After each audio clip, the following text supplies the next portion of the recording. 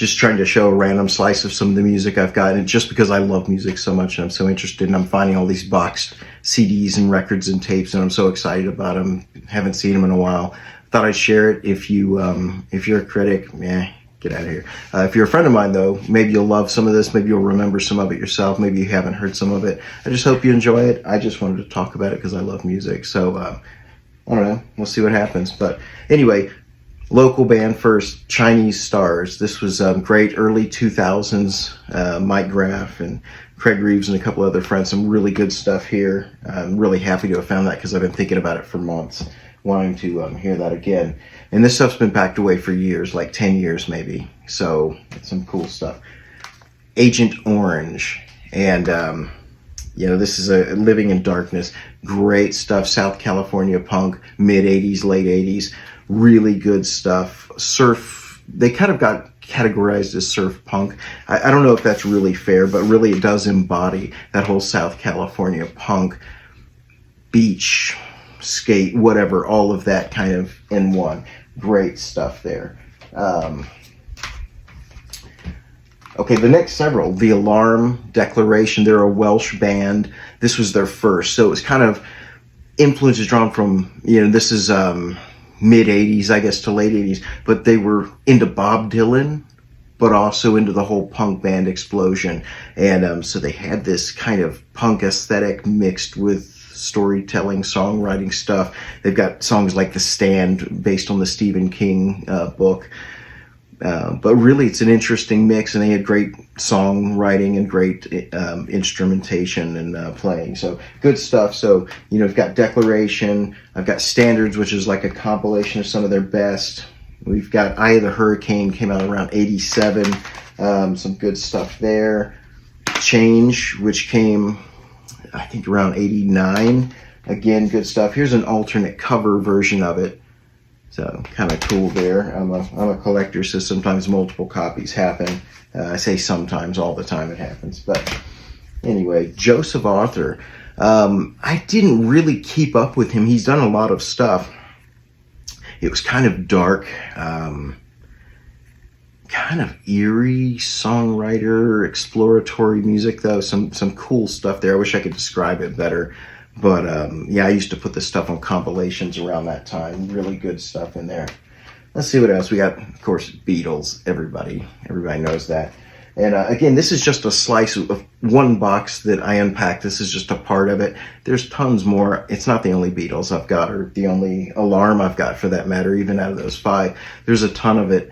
But this is just one random, threw it in a box to move, and it's all there. So there's a whole lot more to it. This is a random slice. So one Beatles, but there's more. So, Andrew Bird. And Jackie got me into Andrew Bird, and we got to see him play live. This is early 2000s kind of indie stuff. Very, very talented guy on violin, vocal. Really good. Mary Black. So this one, I think, was around 90, and it came out around then. I randomly bought it because I was into all things Irish at the time. And she's an Irish singer and does a lot of the songs are covers, but there's some really great stuff. This is called No Frontiers. And she's got a lot of albums out. She's been around for decades, but I just fell in love with this one. It's kind of out of sync with a lot of what my style is. Very soft, a little bit of a folk singer kind of thing, but really great. It's one of my all-time favorites. And again, it doesn't seem to fit really well into my collection in some ways, but really it does. It's great stuff. And I just love that late at night, listen to that even to this day. Black 47, I've never listened to it. I know one song. There's this kind of like Irish punk kind of stuff. I liked the one song. I bought this because it was the right price, and I thought, hey, let me check out the rest. And then I've never listened to it. It's been packed away, so I'm gonna explore that one. Best of Boomtown Rats. I Don't Like Mondays. A lot of people know that one. My favorite was Joey's on the Street Again. I heard that in a live Irish concert in '86, I guess it was. They broadcast it, and Joey's on the Street Again was just such a cool song. And everyone knows I Don't Like Mondays more, and some of their other stuff, but Joey's on the street again. But anyway, great stuff. I haven't really explored their catalog as well as I could have, so I'm going to listen to more. A lot of people know the frontman Bob Geldof. He put together some of the 80s kind of benefit concerts that were huge, Live Aid, that kind of thing. So anyway, I'll explore that a little more too. David Bowie, everybody knows Let's Dance, and I've got a couple of people, Jackie, Amy, who are huge Bowie fans, and they'll be like, oh, that's kind of the least of it. He's got tons better. And I do have a lot more Bowie in the collection, but I still think you can't go wrong with that either. It's good stuff. Michael Brook. This is one of several Michael Brooks I've got. You can't tell much about it from the cover. Michael Brook kind of came to popularity playing with the Edge from U2, the guitarist from U2. They did an album together, a soundtrack called Captive in '87, right around when Joshua Tree came out. Really great. It's a fantastic, almost all instrumental soundtrack, Captive is, with Sinead O'Connor's first ever, I guess, popular or recorded vocal. She sang one song, the rest is instrumental. But Michael Brook came up with this really interesting invention called the infinite guitar, which the Edge used in With or Without You, kind of that sustained, almost whistling guitar sound he had. Michael Brook came up with that. So in Michael Brook's solo work, he's doing this kind of ambient, eerie, exploratory stuff, and it's really, really good. And I've got a couple of his, Cobalt Blue and Live at the Aquarium. They're really, really good stuff. It's hard to describe, though, because no one else sounds like it, and I think that's a good thing. Nico Case and Middle Cyclone. This is one of her more recent ones from maybe, I'm probably wrong on the date. I feel like it was like 2017 to 2020, somewhere in there. I haven't gotten into this one as much, so I'm going to give it some more listens. Blacklisted, her first album, I love it. And then the next one, Fox Confessor, Brings the Flood, fantastic, just all-time favorite records. This kind of let me down a little bit. Maybe I haven't given it enough of a chance, so I'm going to give it a listen and see. She's very unique vocal sound, songwriter, very kind of quirky in the direction she goes lyrically and musically, but great stuff in there. Really, she's done some great work. Clannad, again, some people wouldn't think this fits me. Some people know me well enough to know it does. Let's see, I guess they started in the 70s and they're still playing now. 70s, they were traditional Irish, a brothers, sisters, and cousins band of traditional Irish in Gaelic music. And I love that stuff. Then after that, they kind of went through this 80s phase where they were kind of, let's make some more modern pop kind of rock stuff. And Bono from U2 sings on one of these songs called In a Lifetime. It's just one of the most passionate vocals he ever delivered. Moya Brennan is the girl that sings this, and I just love Clannad's stuff. It bridges, I guess, gaps between traditional Irish, 80s pop rock, soundtrack. Like, they do a lot of stuff. And then a few years later, Moya's sister Enya came on the scene around 1990, maybe, with Orinoco Flow and Watermark album. And Enya was just their little sister singing some backups here and there to help them out occasionally. And then launching off that, Enya became huge and actually as big as they were in Ireland for years. Her popularity worldwide helped springboard them a little, and I guess they had springboarded her up, so it kind of worked out. It's really interesting. Not the only one I've got, of course. I've got Clannad and Nam. This one's a great one from the 90s that I have some great memories of being in my 67 Mustang driving and listening to that. I also remember the times that people broke into my Mustang and stole that one, along with Van Morrison, Moondance, and Metallica's Black Album. I'm still pissed about those 3 CDs missing, but I rebought them. I've got them, so no worries. Another Clannad best of. Oh, spoiler there. Let's see what else we've got. The Clash, London Calling. Everybody knows that, and if you don't, you should. You should get it. Just great stuff. I mean, what can you say? I mean, I remember walking around, headphones on, listening to this. So good. All of it's really good. I don't know, man. The Brand New Cadillac is actually one of my favorites, and I don't know that many people know that one unless you know this album. And I like the popular stuff. I like London Calling.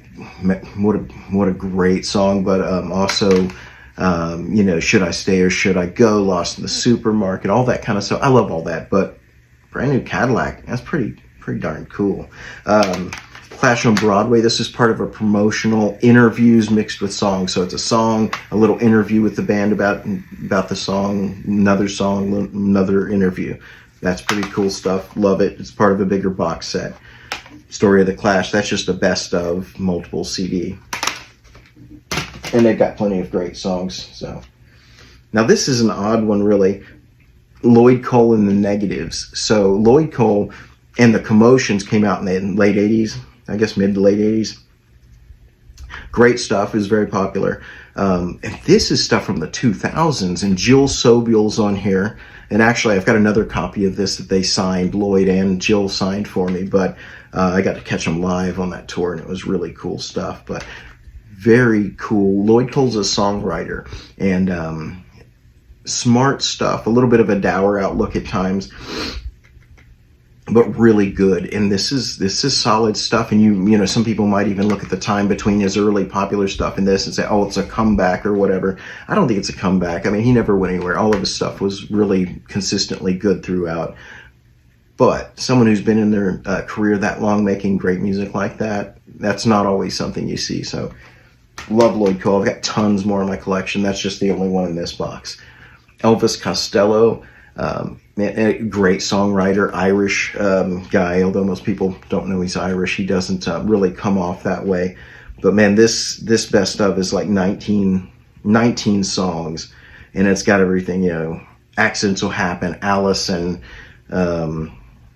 What's So Funny About Peace, Love and Understanding, Oliver's Army, that's great stuff. Can't go wrong with that. If you only had one CD to listen to, kind of let's get all this best together, this is a good one. His albums are usually pretty solid too, though.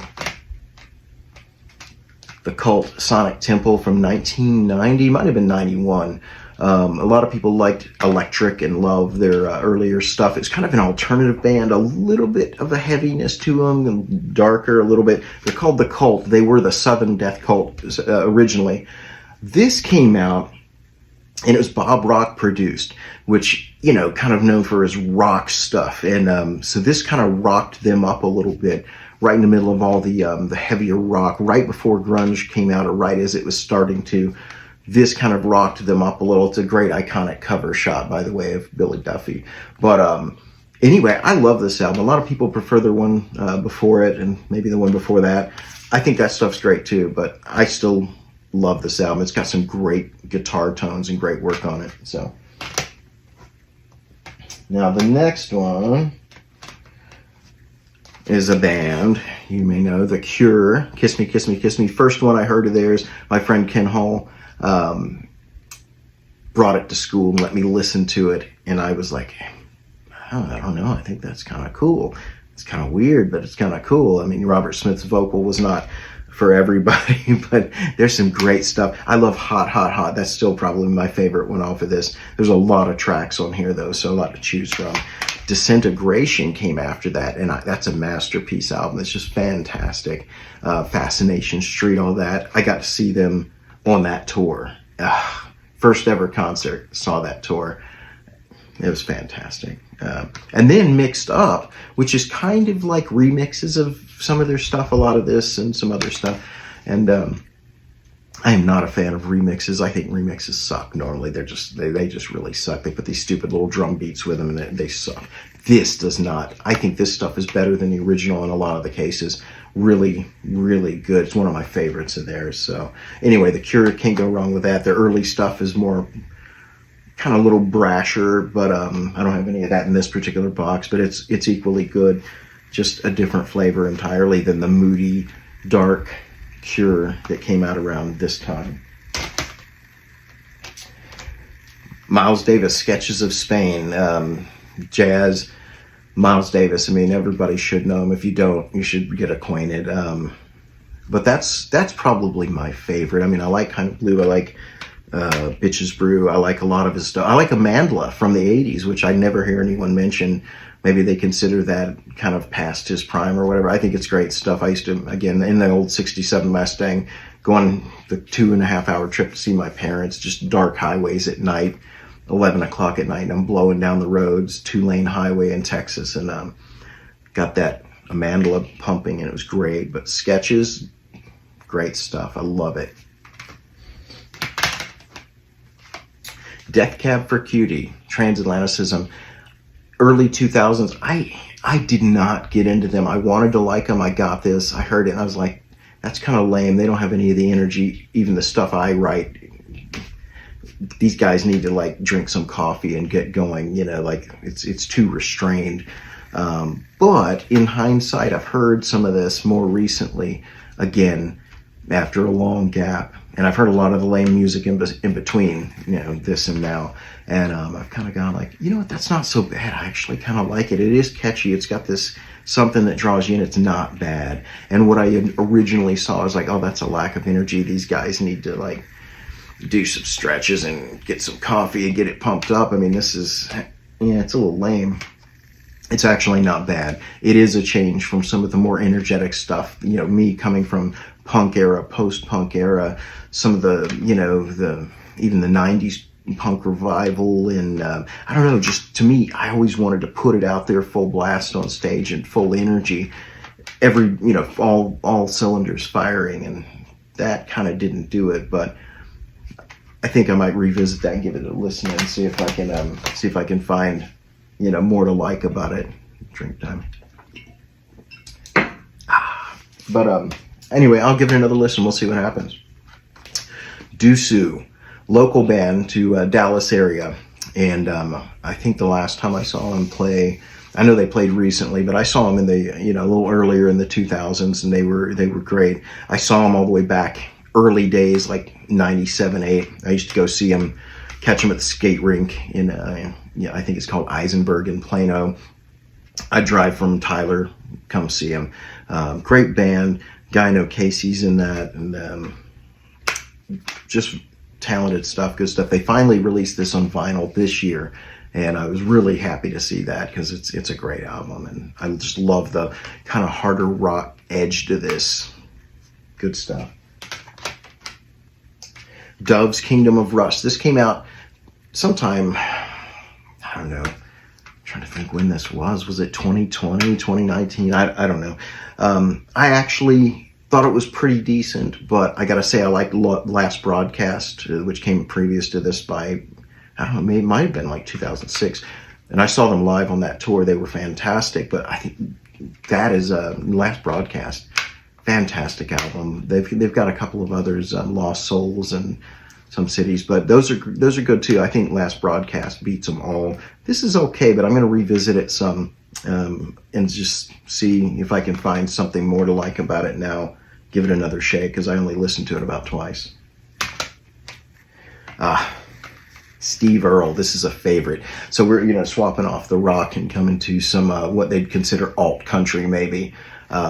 Guitar Town came out in '86. That was Steve Earle's first album, and great kind of honky tonk, a little bit throwback, but also outlaw country, and kind of a little, definitely a rebel thing going there. This was his second album, Copperhead Road. The song Copperhead Road was the first one I ever heard. Q102 played it, and I was like, whoa, what is that? It's like bagpipe stuff at the beginning, and I loved all things Irish and Scottish, so pipes, what? And then it's some kind of alt country song, but it rocks, and it's got pipes in the beginning, and what?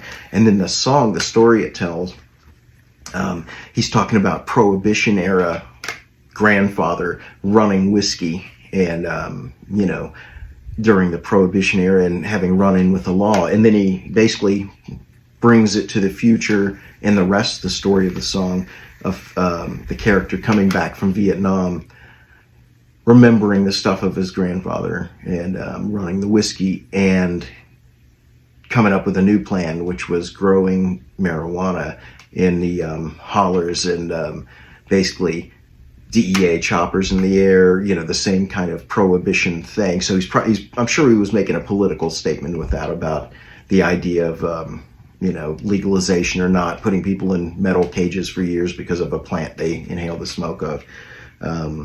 I've never been into that myself, but I do. My views changed over the years, and I just think, man, we're putting people in cages for that. And I know people have arguments for and against it, but I just enjoy the story of his song. And it is a great story, though, just the comparisons of Prohibition to that current thing, and the danger and the lawlessness of it, basically. It's a great album, though, and all of his stuff is good. I must have 15 albums of his, running everything from bluegrass to alt rock to honky tonk, whatever. And, he's had some stuff going on in his life where he was in jail for a while, which I think a lot of the great old country artists ended up that way for various reasons, Merle or whoever, Johnny Cash. He's had an interesting story. I've read his bio. I've gotten to meet him a couple of times and chat with him. Big fan of Steve Earle. More Steve Earle. More Steve Earle.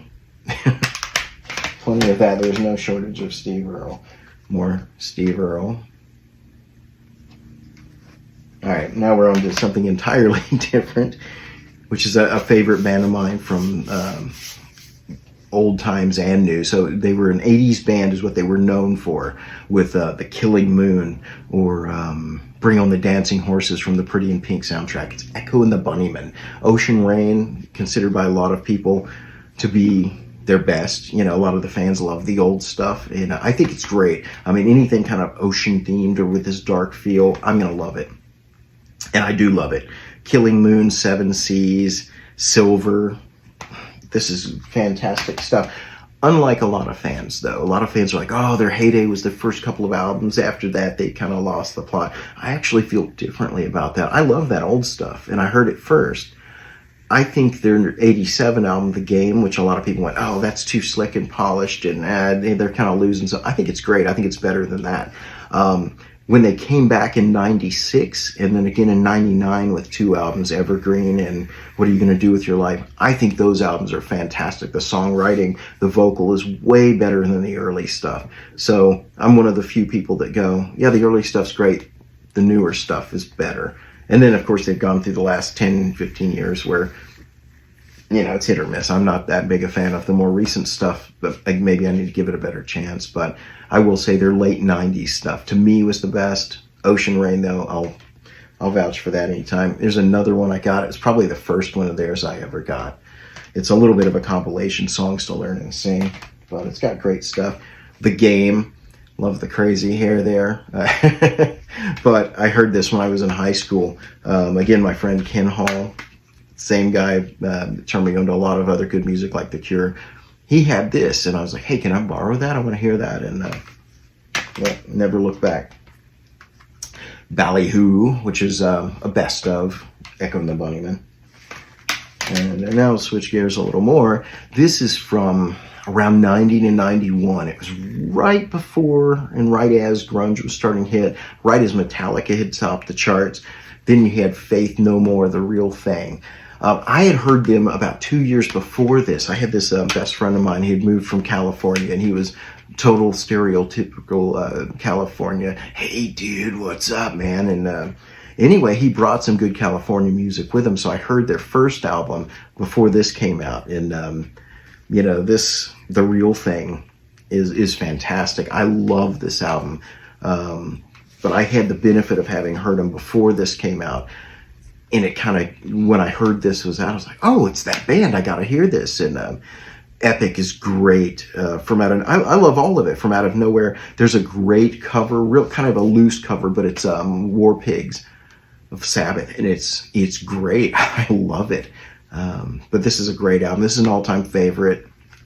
Got to have it on all formats kind of record for me. Got to have it on, tape, CD, vinyl. So Faith No More.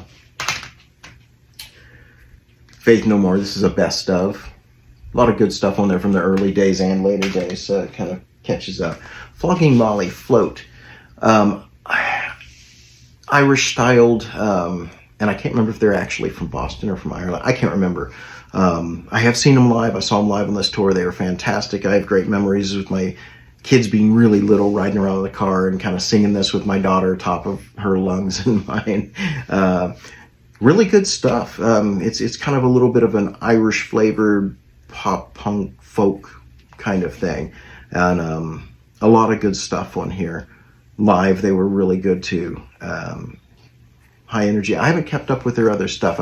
I've heard a little bit of it and kind of just not been that into it. But again, that may have been my mindset at the time. But once you have like a favorite album, sometimes it's hard to let their new stuff speak to you.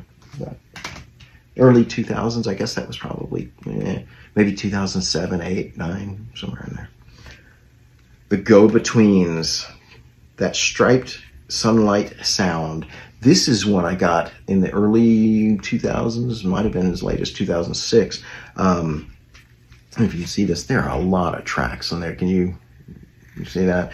A lot of stuff, some of it live, some of it other. And I feel like this was more Robert Forster and Graham McLennan, the two guys from the band. This is the 2000s era, after the band had kind of fallen apart, and then they kind of got back together years later and started doing some shows and a couple of albums. I've been looking for that for a long time. I listened to this once, and then it went into a box, and I've been missing it ever since, along with a couple of their other newer 2000s things. So I'm hoping I'll find them in the other boxes, but I'm looking forward to revisiting this. Great Australian band. Had its kind of its heyday, if you want to call it that, in the late 80s.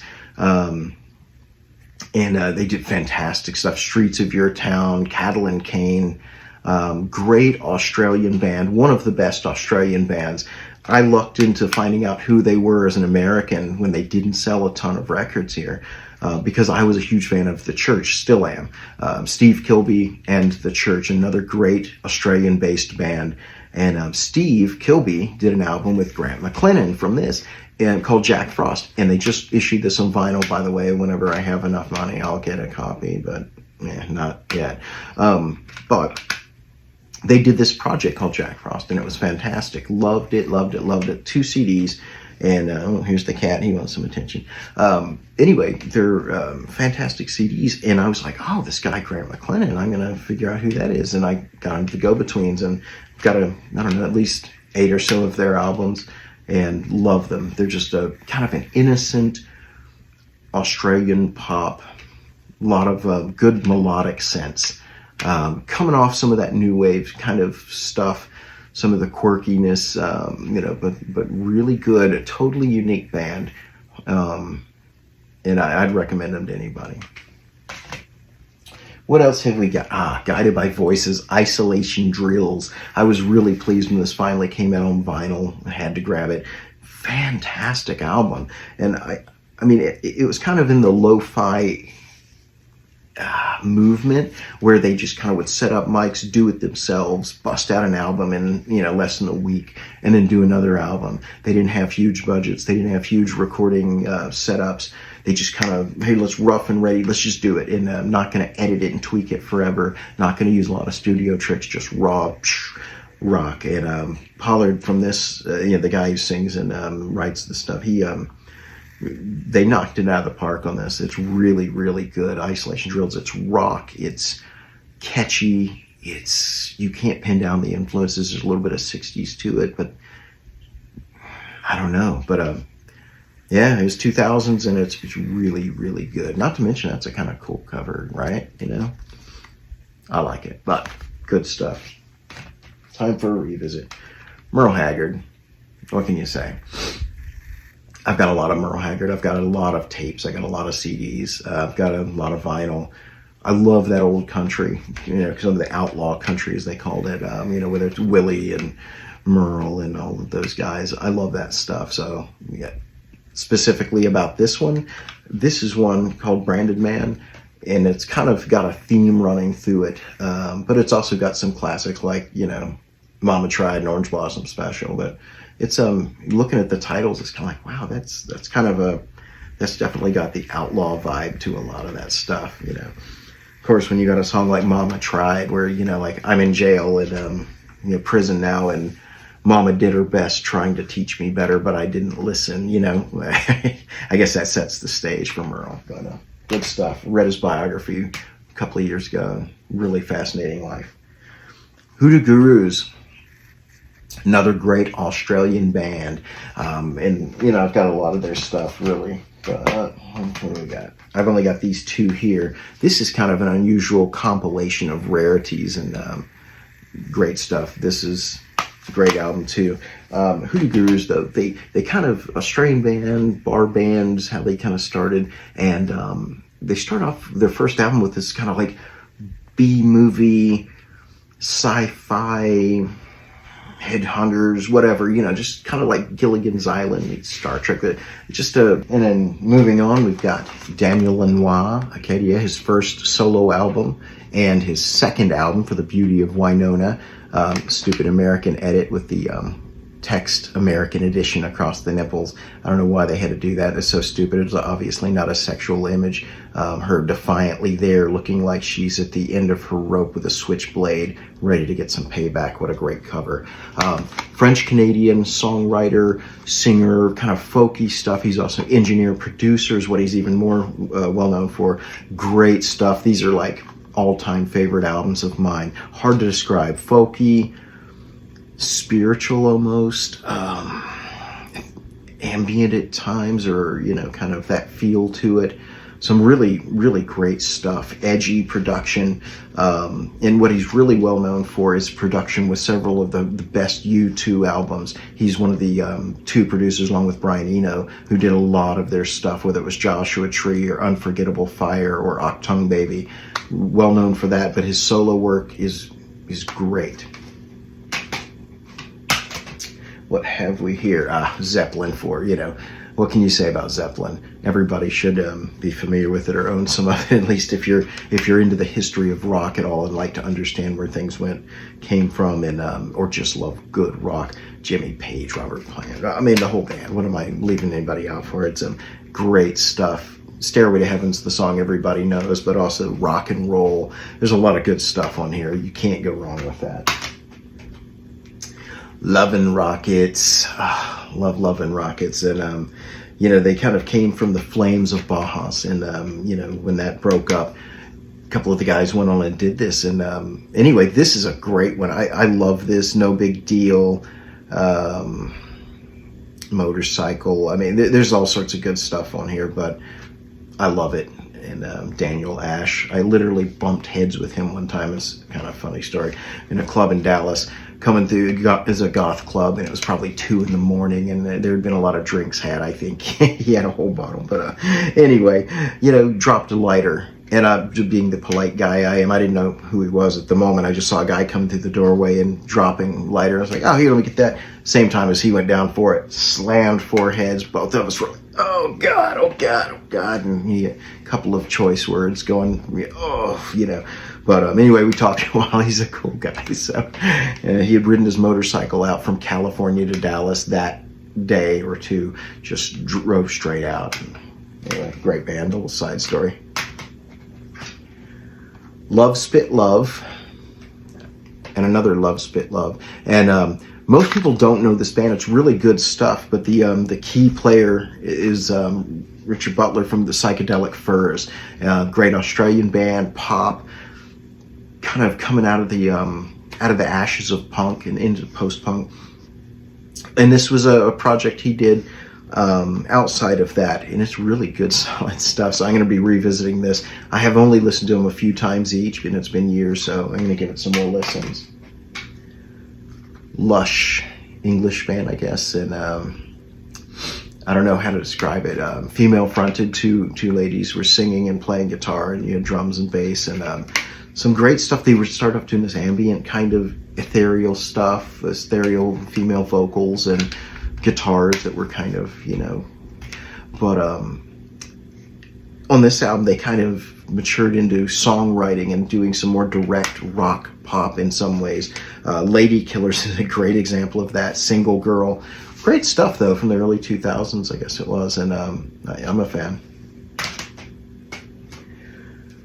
Ian McCulloch, Candleland. I love this album. It's an all-time favorite. He's the singer from Echo and the Bunnymen, and which we mentioned earlier.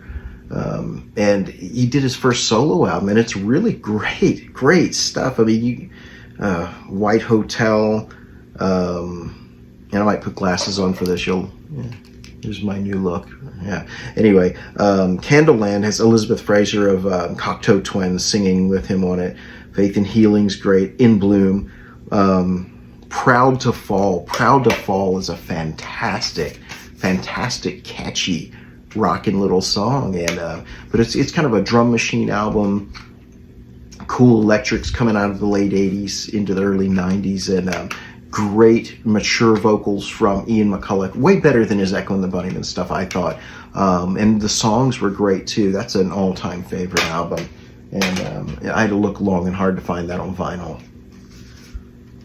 Minus the Bear from the I guess 2006 maybe. This is like a bonus CD that came with it, and it's got some extra songs that aren't anywhere else. It got packed away right after I got it, so I haven't listened to it yet, but there's 4 songs I've never heard. Great band. I love Minus the Bear. Minnesota also from 2006. Mind-blowingly good interaction with guitar, drums, vocal, the bass, the keys, the whole thing. They're just a fantastic band. I saw them live about 4 times. Love their stuff. It's very inspiring to my own music to hear that and just go, wow, how do they do that? That's amazing. I got to kick it up a notch with what I do. They're a great band. Mission UK, or just the Mission, depending on where you're located, Carved in Sand. It's kind of like a compilation of some oddities and stuff. I haven't heard this in a long time. I used to wear this shirt all the time. I used to have this, and I wore that shirt right out. Cool artwork. But yeah, and that 67 Mustang, I had that the Mission script. I had a like decal on the back window at the top of that. That was that was my thing back then. But yeah, I love this stuff. It's a great band. Kind of came out of the goth era. You know, they came out of Sisters of Mercy. A couple of those guys branched off, did this band. It's kind of gothy, but it's got a lot of other elements to it as well. So more Mission. This is like a best of, and it's good. Sum and Substance, really good stuff. A lot of great songs on there. Wayne is a great songwriter, and I guess they branched off for good reason. This one's kind of guilty pleasure from the 80s, Mr. Welcome to the Real World. It's actually one of the first things I ever bought as a teenager, just like that song Kyrie Le song, and Welcome to the Real World. It's not really a good fit for most of what I listen to now, as far as like how dated is it, how cheesy is it, how pop, whatever is it. It's not bad, but it's kind of a guilty pleasure listen. New Model Army. This band, I guess England is technically where it comes from. This is some great stuff, and this is from the, I guess, 2017 to 2020. They've done a whole slew of albums in the last 10 years that are fantastic albums. Justin Sullivan and his solo album from 2008 is an all-time favorite, one of the best albums I've ever heard, Navigating by the Stars. But he's the singer for this band. So they were around in the late 80s as kind of a post-punk band. A lot of people loved them. I'd heard of them forever. Never listened to them. Didn't care really. After I heard his solo album in 2008, maybe I heard it around 2010 really, I am a huge fan, and I started listening to their newer stuff, and it's great, and I love every one of their new albums. They're all great. Live, they're fantastic. I heard the old stuff that all the fans think, oh, that's the best. Not so much. I mean, it's cool, you know, but it's not nearly as good as their current stuff, and you can't say that about a lot of bands, but I'm a huge New Model Army fan now, and not because of a nostalgia factor, but because they're a great band. You know, what do we got? Persian Rugs. I have not heard this in forever. I got to hear this again. If my memory serves, this is the Hoodoo Gurus under a different name. And yeah, I haven't heard this since it came out. And nice pink and orange colors. Love it. But Persian Rugs. So I'm looking forward to hearing this again. I've probably only heard it once. We'll see how that goes. Pink Floyd, Wish You Were Here. You know, it can, again, like Zeppelin. Pink Floyd's been around forever. You probably know who they are. Wish You Were Here, the title track. Great song. One of those 12-string guitar. Got to learn how to play that one. A lot of great stuff on here, but this is a band that's classic for a good reason. They've got so many great albums, so much good stuff. Although I like their late 80s and 90s stuff, as well as I like their old stuff, which is sacrilege to a lot of people, but I think it's as good or better. You know, that's me. The Pogues, Irish band, the Pogues, and More Essential Pogues, kind of a compilation. Any more? No, that's it. But I've got a whole slew of records from the Pogues. Great Irish traditional band mixed with a million other things, punk, a little world music, a little, what's to say, but inherently, definitely Irish. And Shane MacGowan, rest in peace, passed away last year, I guess it was, the singer. Just a great band and great sounds, all sorts of traditional and modern instruments melded together. Really, really great stuff. All-time favorite band. One of my all-time favorite bands. Prince and Party Like It's 1999. Don't need to say much about this. You probably all know it. It's Prince. Roxy Music. My friend Amy loves Roxy Music, and I always rib her about this one a little bit because she's a true deep fan of this band. And I'm a little more casual fan of the band, but I kind of like to put it out there. This was more of the commercially acceptable album of theirs. I mean, all of it was catchy, all of it was really good sounding stuff. This one's really glossy, good production. All the songs are catchy and great. I like to kind of rib her about it a little, go like, oh yeah, that was their good album, as if the others weren't. I just say that jokingly though, because all their stuff is good. So, but it is a great album. You cannot go wrong with Avalon. Just a beautiful, beautiful album. Side note, producer Brian Eno, this was the band he was in before he kind of went into the production world and out of the band world. It was a good start. He added some very unique sounds to this band. Sade, cannot go wrong with her stuff. I have everything she's ever done. And, you know, I first heard it when I was a kid in the 80s. And, excuse the slurping on the straw here. She's got this smooth, soulful kind of nightclub feeling, you know, to all her stuff. It's just great though. All of it is. She's like nobody else. She's got a totally cool persona, and it comes through in all the songs. And I love everything she's done. You might know Smooth Operator, Sweetest Taboo. Some of the early ones were the big hits. No Ordinary Love. She's so many good songs though. Don't limit it to the early stuff. So, Paul Simon, Rhythm of the Saints. Everybody knows Paul Simon, Simon and Garfunkel. And that stuff's great. Love it. You know, it's kind of like an updated Everly Brothers. And then moved forward, and Paul Simon did his songwriter stuff. You know, great. This is a 90s one. It's just a masterpiece. Everyone looks at Graceland and goes, oh, that was his kind of unique, interesting one with South African musicians. And this was more Brazilian-centered. But it's just a beautiful, lush recording. Oh, man, what a headphone journey. It's like you're down in the Amazon and traveling South America, and it's wonderful, just wonderful stuff. I think it beats out Graceland or anything else he's ever done. I think it's just beautiful and fantastic and lush, and you can just get lost in this. Man, it's just, I like the back cover art too, that if you can see that jungly, foresty, you know, it kind of fits the feel of this album. It's really, really good. Highly recommended, all-time favorite, top 10 for sure album. All right, we got some Simple Minds, Early Gold. That's just like a best of compilation of a lot of the early stuff.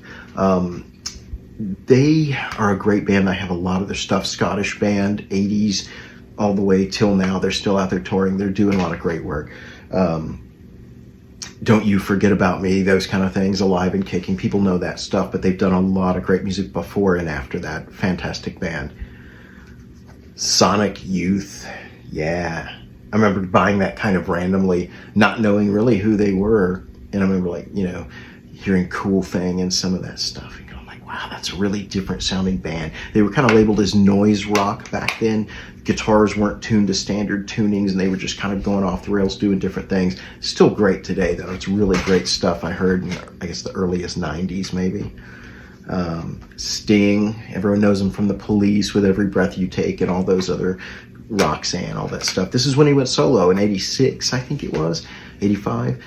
First solo album. This is great stuff with jazz musicians, and he's, you know, really pulling from their influence, and, you know, just great sounds, great writing, a great feel, this whole album.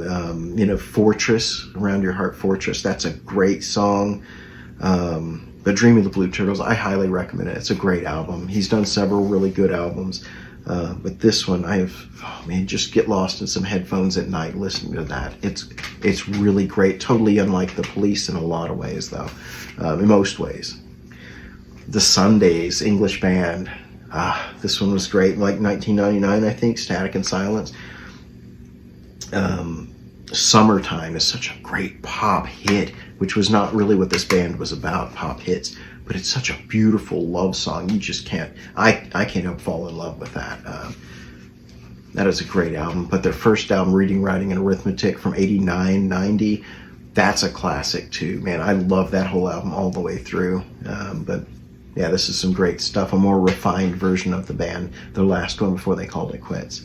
Husband and wife team, interestingly. Tears for Fears, this is the best of. Still got my little sticker from Half Price Books on there. A lot of great songs on there. I don't know if you can see any of that. Read it. Whatever. Anyway, it's great stuff. They're Tears for Fears. I love that band. I love the band. They're so good. Everybody wants to rule the world and shout. Everybody knows that stuff. Or even Mad World. I actually like their 1990 or 91 album, Seeds of Love. Masterpiece, all-time. One of my all-time favorite albums, but that band can't go wrong. Their new album, Tipping Point, from maybe a year ago, which we put it in 2024, it's surprisingly good. It's really good. Nobody takes an absence of 10 or 20 years and comes back and makes a great album, but they did it. They really did. Scottish band Texas, ironically. Texas? They're from Scotland, Glasgow. Female-fronted, kind of bluesy rock pop band. Mother's Heaven was their, I think, second album. Southside was their first around 1990. This was like 92. This is great, man. It's got some just, Why Believe in You, the song Mother's Heaven, Dream. Beautiful stuff. I love this band. And they've done some great, they kind of morphed into female-fronted pop, soul kind of stuff a little bit later, but I love these first two albums the best. Good stuff. Till Tuesday, Amy Mann's band back in the day, and Voices Carry, I think was their first album, is mid 80s, and I didn't get into them until much later, really. There goes that disc. I didn't get into them until much later, but I did hear this going backwards from Amy Mann's stuff, a little later. This is good. Love in a Vacuum, Voices Carry. A lot of people would know some of the hits from this. I think their best album is the third album, Everything's Different Now, pop masterpiece. That song, every song on it is just catchy as hell, immaculately crafted, intelligently written, great stuff, along with Amy's next album, which was a solo album called Whatever in the 90s. Those are both all-time favorite albums of mine. This is a pretty good, pretty great album too, but I'll defer to Everything's Different Now as their best. Let's see what else we've got here. Waterboys, Dream Harder. This was their 1993. It's a Scottish band. Although my favorite of theirs, probably along with this, was Fisherman's Blues, which is more Irish themed, where he was really Mike Scott was delving into that. But Fisherman's Blues is a great folky Irish kind of album. And then this is where he goes, no, I can play rock guitar too. That's what I was doing in teen bands before this other stuff. So here, let me show you some rock in the early 90s. And some great songs on this one. Glastonbury song is great. Return of Pan. Winter's a soft kind of folky one. Preparing to Fly. What a pop kind of hit it wasn't, I guess. But that's a great album. I would love to find that on vinyl. Let's see what else we've got. Oh yeah, it's a compilation, Dwight Yoakam. So I actually had a real problem with country music for a long time, and then eventually I just went, no, but you know what? I've always liked some of this stuff, even as a teenager. Kind of have to admit that I like it, and Dwight Yoakam is just great, whether it's Guitars and Cadillacs or Moving Forward, 1,000 Miles from Nowhere. His 2019 album was fantastic. Secondhand Heart, great stuff. Dwight is just, he is unlike anybody else. And he used to, in LA, he'd play his old honky-tonk throwback stuff with punk bands because nobody else really wanted to hear what he was doing. And he would go play there and hang out with those guys. And he's got a very unique, totally different feel to his stuff, with a big throwback to Buck Owens kind of honky-tonk stuff. And he was big friends with Buck. Even did an album covering Buck Owens songs. He loved Dwight Yoakam. Loved to catch him live. Gladiator soundtrack, that's some great stuff if you've not heard it. I think it was Lisa Gerrard vocal on there, if I remember right. That's some great stuff. They're just a great feel. Songs from Jenny. My friend Tony Pucci put this out. It's a compilation of people, and it was a benefit for his sister who had ALS, Lou Gehrig's, and if you notice, I'm on there with a couple of songs actually. So I thought it was really cool to be included on that and having a couple of things, and work with Tony on some music too. So that's really cool. I just found that. I haven't seen it in a long time. So Future of Rock, this was a cool little compilation from the late 80s, and I heard some really good stuff on here. Something Happens, a great Irish band. The Church were on it. A lot of good stuff. So glad to find that. This is just a various artist comp that I made the artwork for myself at some point way back. I used to do all my mix CDs with this kind of art, any kind of art that I could put together and try to make it look as pro as possible, and try to even print the CDs up, just anything I could do to make it look pro. That was always kind of my thing with my demos or my compilations, whatever it was. So anyway, that's what I got sitting here. And if anybody listened to this, thank you for listening. I hope you like some of that music. If you like any of these, comment or something. If you disagree with me on the Bunnymen being better later than earlier, feel free to flame me on that. I don't care. I'm just sharing this stuff because it's late night and I'm having a good time looking at this stuff. So I don't know, if anybody likes it, I'll do more of it. If you don't, then I won't waste my time with it. But plenty of records and CDs, and it's just a thrill to go through them all and go like, oh, I forgot this one. Oh, this one. Oh, I want to hear this one. So anyway, thank you. Bye.